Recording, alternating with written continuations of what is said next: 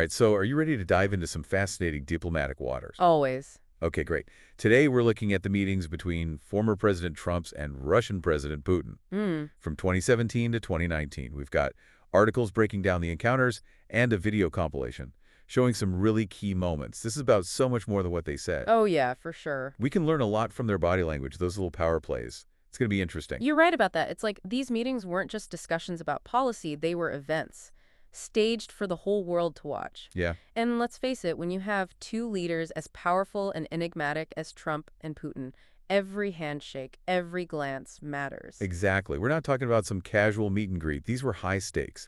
At G20 summits, Helsinki, the places where global decisions are made. Absolutely meticulously planned events with the whole weight of U.S. Russia relations on their shoulders. You can't forget decades of Cold War tension and then that brief cooperation after the Soviet Union fell. By this point, things were complicated, to say the least. Okay, let's start with the 2017 G20 meeting. In Hamburg, Germany, it was their first time meeting face-to-face. And it went twice as long as planned. Yeah, it makes you wonder what they were talking about for so long. Right. Was it a power move by Putin? Did something unexpected come up? Hmm. The sources we have suggest they discussed a bunch of things. Syria, cybersecurity, oh, and North Korea, and Ukraine, too. It wasn't just small talk. It wasn't. And this is where it gets really interesting. There was a second conversation that evening that no one reported on. Wait, what? An unreported conversation? Yeah. You have to tell me more. Okay, so picture this. A dinner with all these world leaders, everyone is talking and mingling. Right. And then suddenly, Trump and Putin just peel off from the group. Wow. They talk for like an hour, just the two of them and Putin's translator. No advisors, no one taking notes, just them. What could they have been talking about? Something so secret they couldn't even tell their closest advisors. Right. It really makes you think about Trump's approach to diplomacy. Totally. Was it a way to build trust, cut through all the red tape? Yeah. Or was it something else? It's a detail that really makes you think. And it kind of sets the stage for their next meeting, the Helsinki Summit in 2018. Ah, yes, Helsinki. It was a highly anticipated summit. Even the format was unusual. Oh, really? 2 hours alone, just them and their interpreters, followed by a press conference. No advisors, no note takers. Which I'm sure there's some concerns. Oh, absolutely. Concerns about transparency, potential misunderstandings. Right. And to add to that, remember what happened during that press conference when a journalist asked Trump about Russian interference in the 2016 election? Uh-huh. Trump basically sided with Putin over U.S. intelligence. Wow. Yeah, he said, President Putin says it's not Russia. I don't see any reason why it would be. Wow. That must have made some waves. Oh, it definitely did. It was a turning point in his presidency and for U.S. Russia relations. It fueled all sorts of accusations, concerns about democracy being undermined. And on the world stage, allies started wondering if America was still committed to its intelligence community. Some people argue it just solidified this whole narrative, that Trump was unpredictable and that he was willing to defy the norms, even on a global stage. Okay, but before we get too deep into Helsinki, I want to touch on something you mentioned earlier. Yeah. This idea that U.S. Russia relations have always been this delicate thing. Oh, for sure. You have these two superpowers, right? Right. Each with their own global ambitions, a history of mistrust, and then you add these two very different personalities leading them. Trump, the businessman turned reality TV star, and Putin, the former KGB agent known for his calculated approach. It's fascinating. Yeah, it really is. And it's all on display in these meetings. Trump seemed to prioritize personal rapport. Sometimes it felt like it was at the expense of actual policy. Right. Putin always seemed to be reserved and guarded. But even with those differences, there were times when they actually seemed to connect. There were. Like, there was laughter, jokes, even what seemed like genuine warmth at times. Makes you wonder, were those moments real?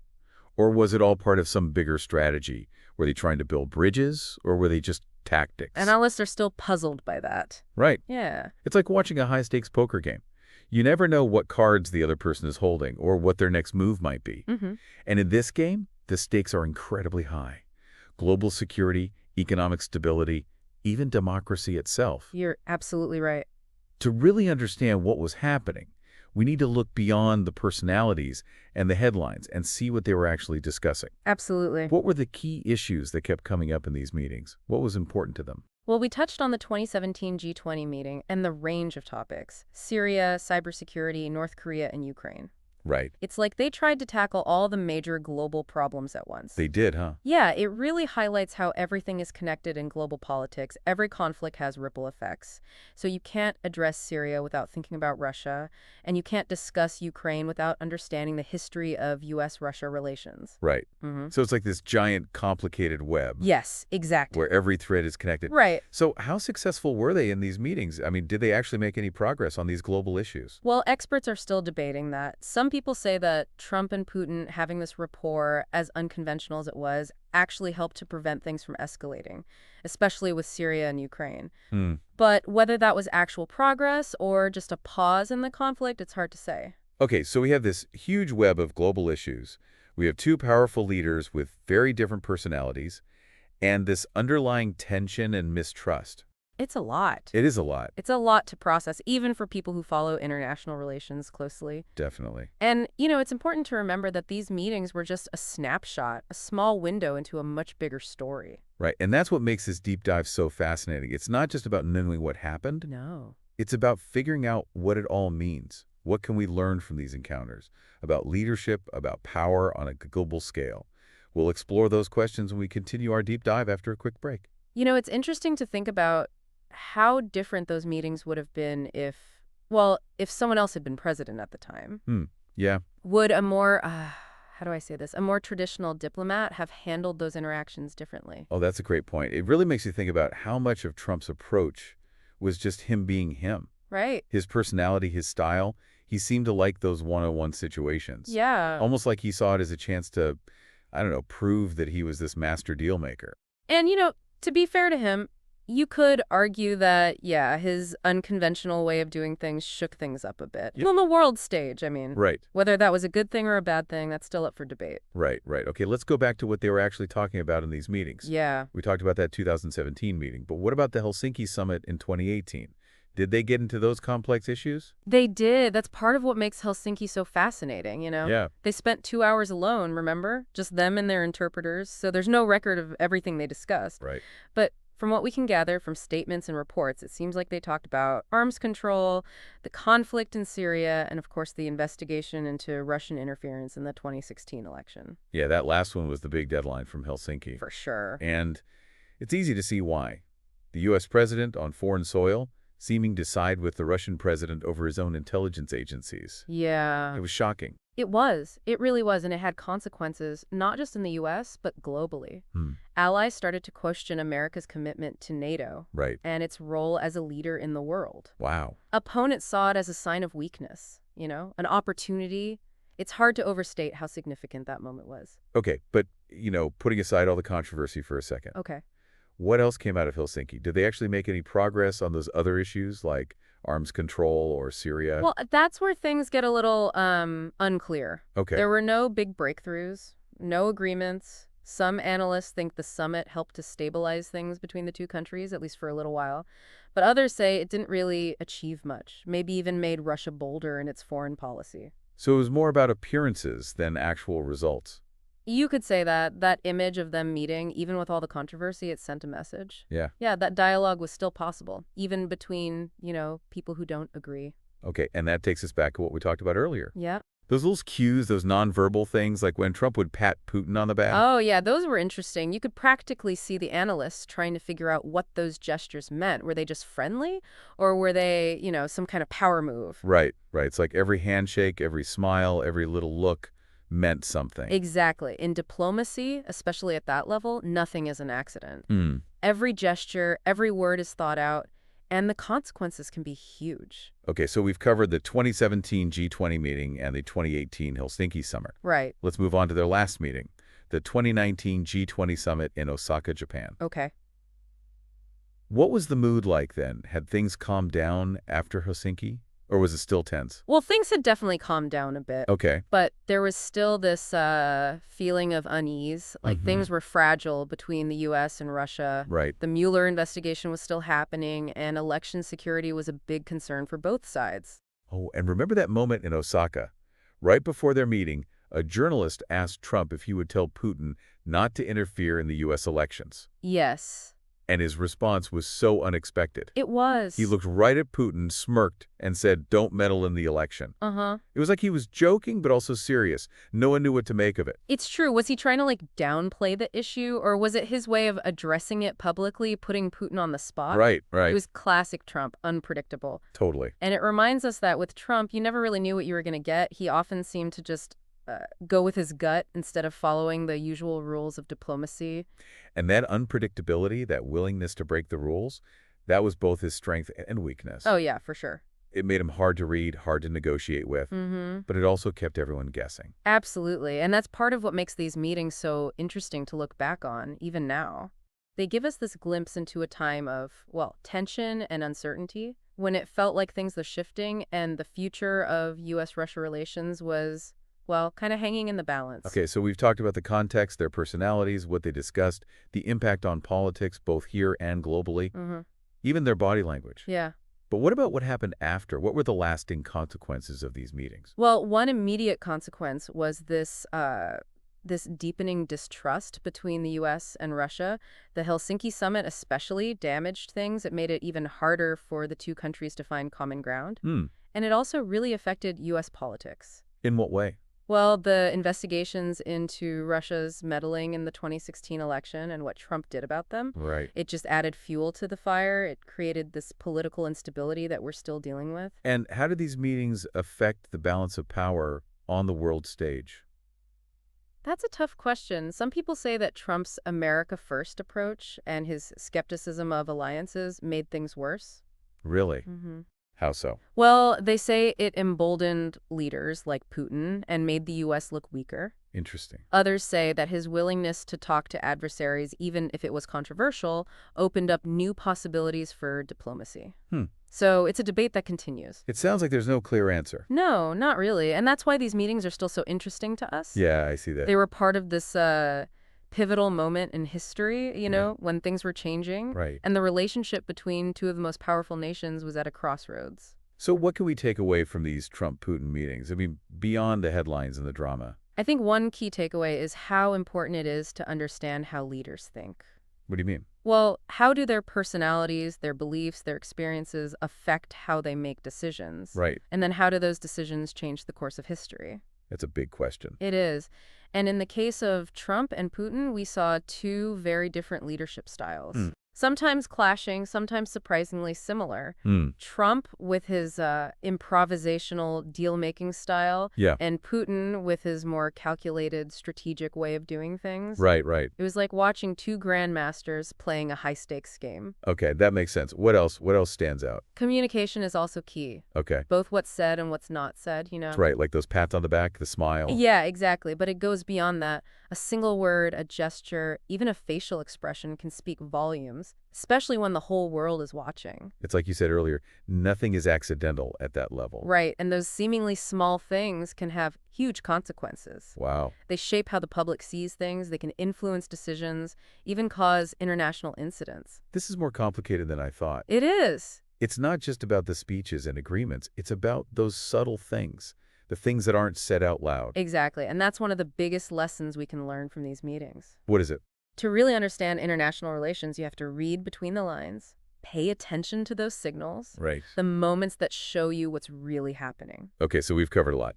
The context, the personalities, the talks they had, the impact on politics, and even nonverbal cues. It's been a lot. It feels like a crash course in diplomacy. It kind of has been. And it's important to remember that diplomacy doesn't stop after a handshake or a signed agreement. It doesn't. It takes work.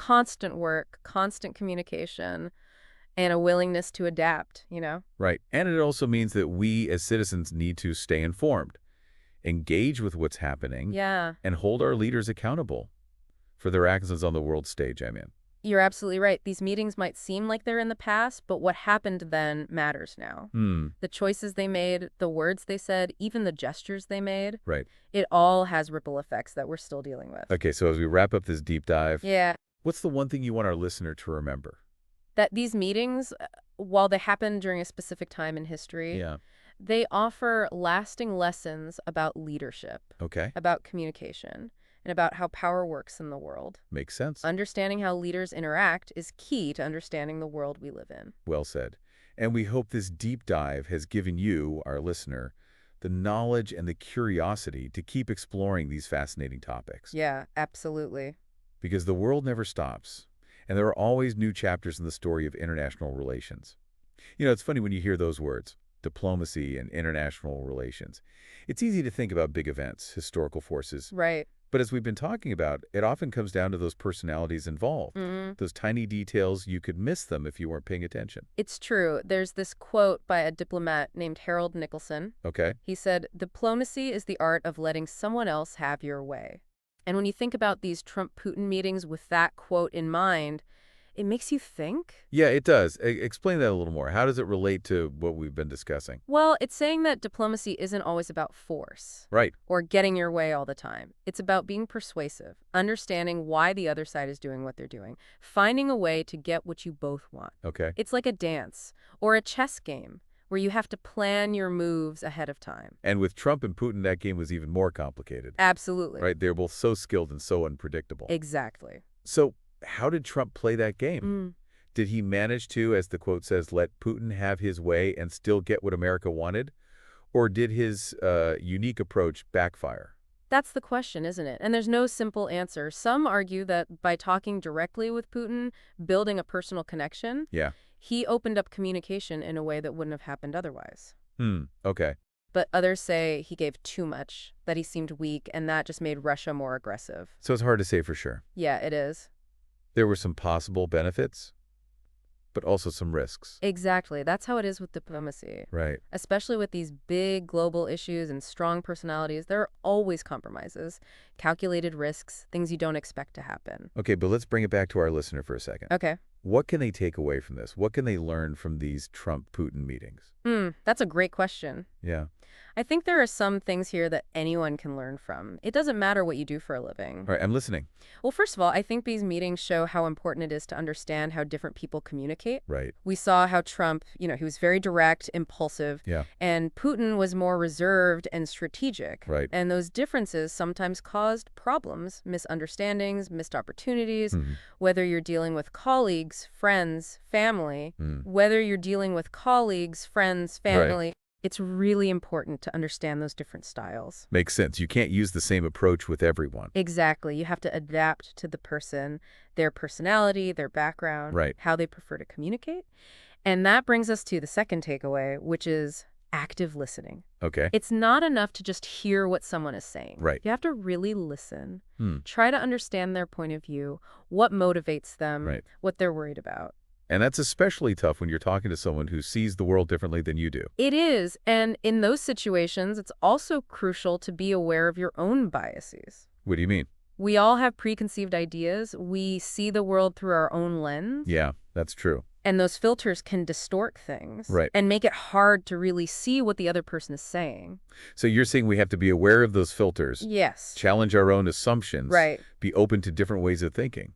Absolutely. And that brings us to the third takeaway, which is building trust. Okay. We saw how the lack of trust between the U.S. and Russia, all that history from the Cold War, it made things difficult for Trump and Putin. Right. They couldn't really make progress on things they both cared about. Exactly. And trust is the foundation of any good relationship. It doesn't matter if it's personal, professional, or diplomatic. But trust takes time, especially when there's been conflict in the past. It does. It takes consistency, being open and honest, and doing what you say you're going to do. Okay, so to recap, Yeah. understand different communication styles, listen actively, challenge your biases, and build trust. That's it. That's a pretty good recipe for success, not just in diplomacy, but in anything. I think so too. And remember, diplomacy is a process. Right. It's not about winning or losing. It's about finding ways to work together, to deal with our differences, and to make the world a better place. Well said. And with that, we'll wrap up our deep dive into these Trump-Putin meetings. I've enjoyed it. Me too. We hope you've enjoyed this look at leadership, communication, and just how complicated international relations can be. Yeah. Stay curious, keep learning, and remember, even the smallest details can make a big difference. They can.